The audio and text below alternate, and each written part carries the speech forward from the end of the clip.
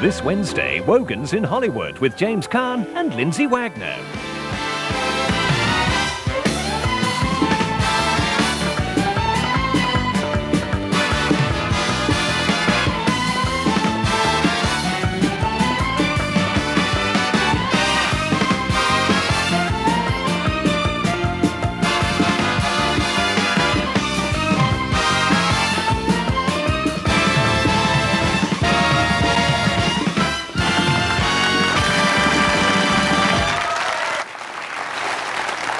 So my thanks to James Caan. We're now going to meet a lady who's established herself as the queen of the miniseries after roles in the likes of Voices of the Heart, Princess Daisy, and the blockbusting Scruples, which is one of the highest rated programs in American television history. She was most recently seen in Peaceable Kingdom, but will probably be best remembered as the girl rebuilt, the Bionic Woman.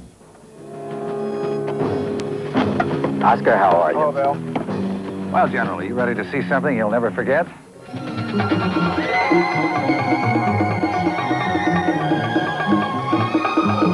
I certainly am. You ready, Captain Phillips?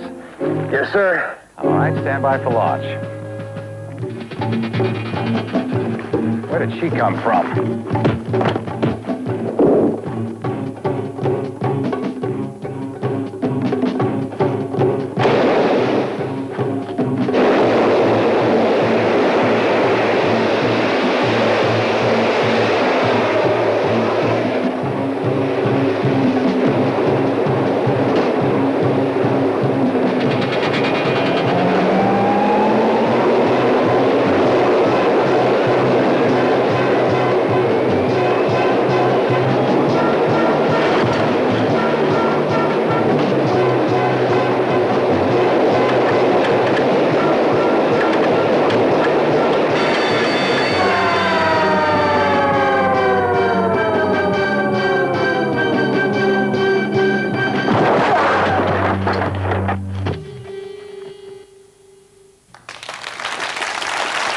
Ladies and gentlemen, welcome Lindsay Wagner.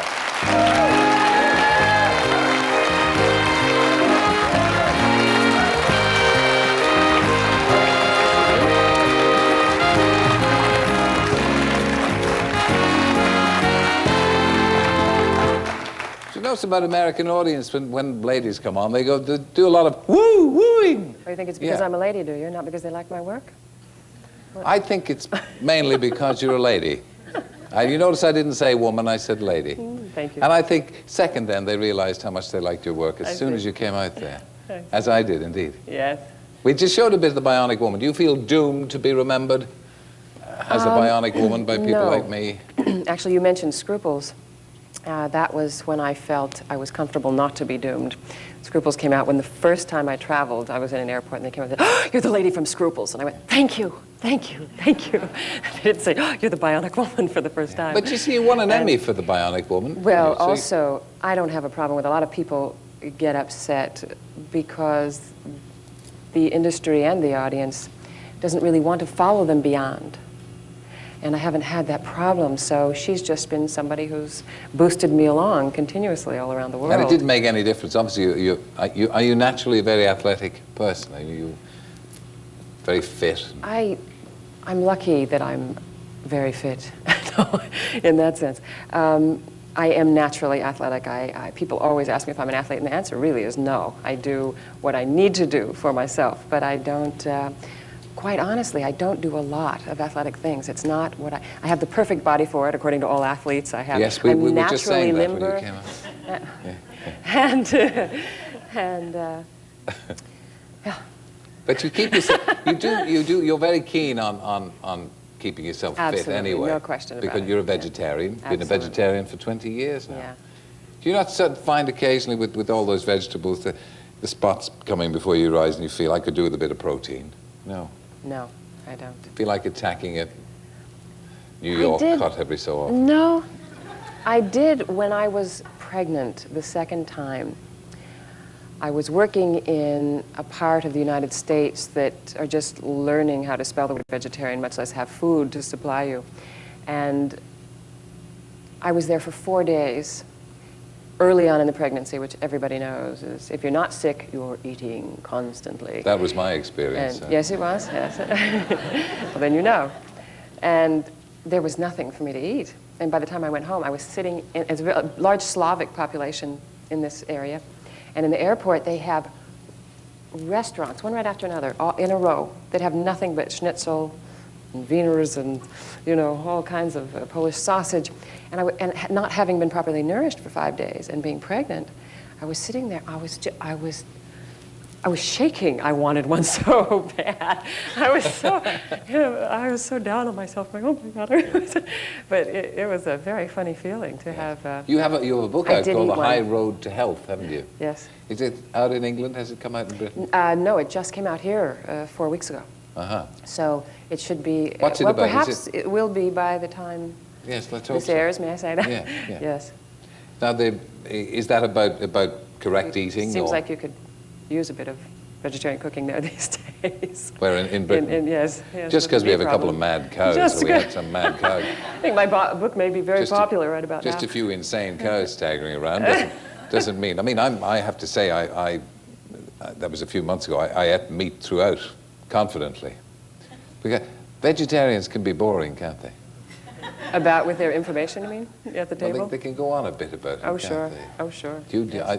Are you Are you messianic about it? Oh, no, only if you ask. So if you're sitting at the table with the vegetarian, don't bring anything up, and that way you won't have to hear the barrage of information about what you're eating. You know, that's the trick. Most people haven't learned that trick yet. And what about your children? Do you bring them up along those lines as well? Yes, they're both vegetarians, have been their whole lives. Do they want to be, or was it just mommy making them? Well, what choice do you have when you first food to put in your mouth is carrots, and the second one is zucchini? Do they really like all that stuff?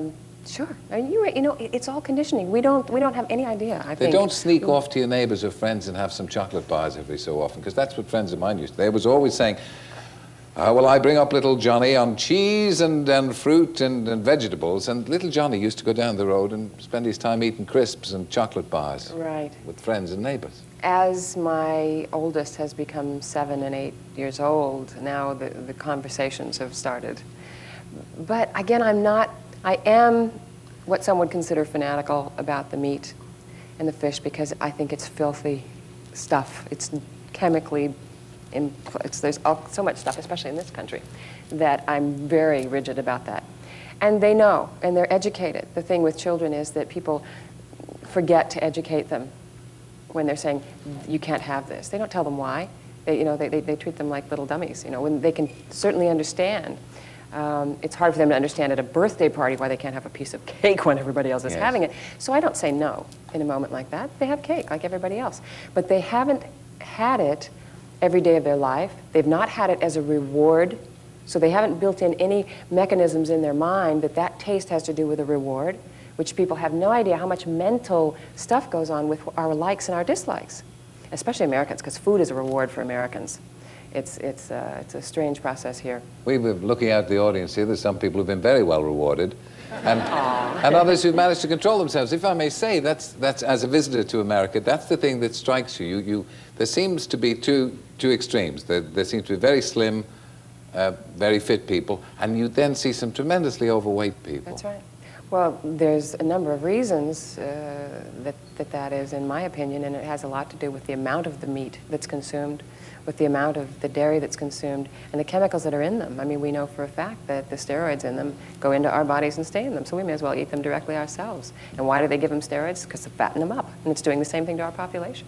Let me ask you about the miniseries. For a while, you became absolute queen of the miniseries. You were the highest paid person, or highest paid person of a female persuasion on American television, with things like Scruples, which were enormously successful. Do you intend to continue to do things like that?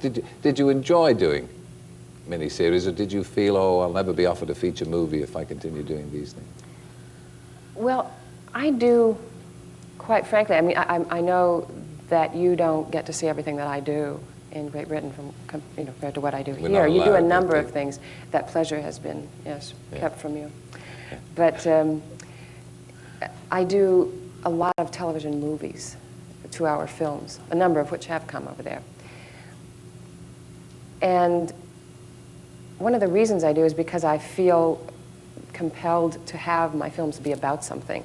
Now, the miniseries, most of them have been more entertainment.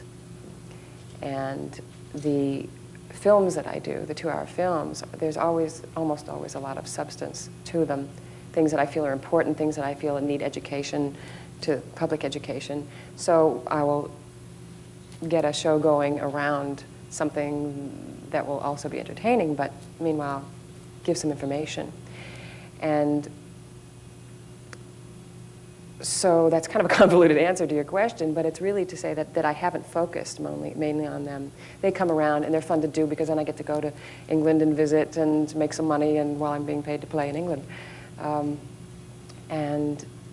But the serious body of work of mine has been in the television movies. And I'm in the process of developing some features now.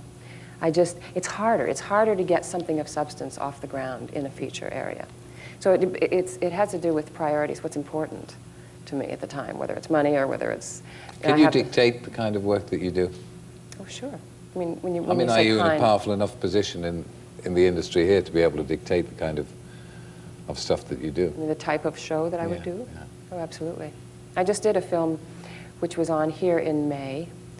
I produced it as well, and it was about domestic violence.